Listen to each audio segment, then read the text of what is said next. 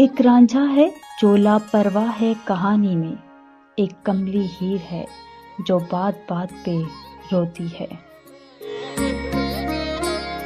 नाज़रीन, यकीनन पिछली वीडियो में हीर रांझा लोक दास्तान को आप लोगों ने एंजॉय किया होगा और हमें उम्मीद है कि आपको इस टॉपिक पर दिलचस्प मालूमात भी मिली होंगी। नाज़रीन, आए हीर रांझा की दास्तान इश्क का सिलसिला इसी कड़ी से जोड़ते हैं जहां से छोड़ा था। मियाँ रांझा अपनी हीर के ब्याहे जाने पर सख्त दिल बर्दाश्ता हुआ।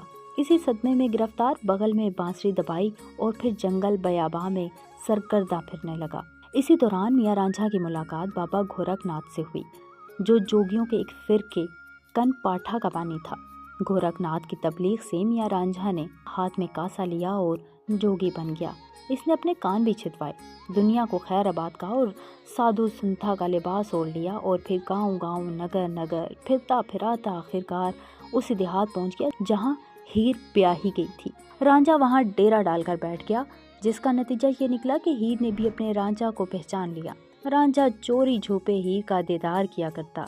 हीर अपनी सहेली और नंद के साथ मिलकर एक मंसूबा बनाती है, जिसके तहत हीर को जहरीला सांप डस लेता है, जिस पर इसकी नंद कहती है कि इस सांप का जहर निकालने के लिए साधु को बुलाना होगा, और वो कोई और नहीं बल्कि रांझा होता है। हीर और साधु एक कमरे में बंद हो जाते हैं और यूं रांझा और हीर मौका मिलते ही गांव से भाग जाते हैं। मगर दोनों ने खुद से शादी करने के बजाय वापस हीर के गांव आने का फैसला किया ताकि घर वालों को मनाया जा सके। इब्तदाई तौर पर तो हीर के वालिद के दिल में बेटी की मोहब्बत और इज्जत गालिब आई, मगर कुछ तकरार के बाद वो अपनी बेटी की शादी मियाँ रांझा से करने पर रजामंद हो गया। मगर हासिद गेदू का क्या करते, उसने ऐन शादी के दिन जहरीले लड्डू खिलाकर हीर का काम ही तमाम कर दिया। रांझे तक ये खबर पहुंची तो वो रोता पीटता अपनी महबूबा की तरफ भागा। हीर को मुर्दा देखा और दिल बर्दाश्ता होकर खुद भी जहरीले लड्डू खा गया और इस तरह रांझा ने खुदकुशी कर ली। और यूं इस रोमानवी दास्तान के दो लाजवाल किरदार हमेशा के लिए अमर हो गए। नाज़रीन, हीर वारिस इश्क़ हकीकी और इश्क़ मिजाजी का हसीन इम्तिजाज है।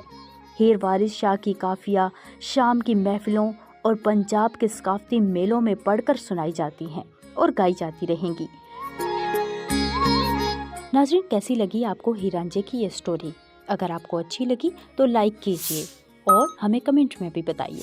और मज़ीद अगर आप लोक स्टोरी सुनना चाहते हैं तो हमें वो भी आप कमेंट्स कर सकते हैं।